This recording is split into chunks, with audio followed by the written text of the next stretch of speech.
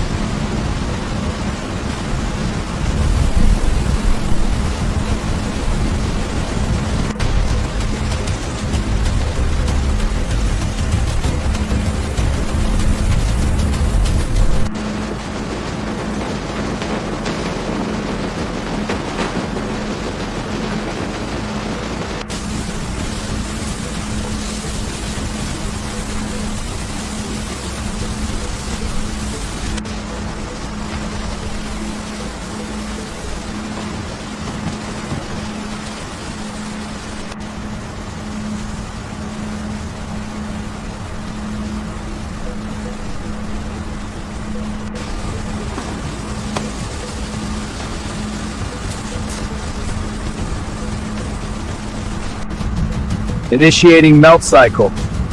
Temperature rising, flow stable, cycle complete.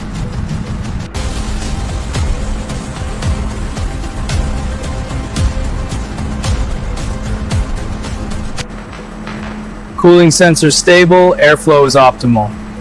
Confirmed, proceeding with the batch.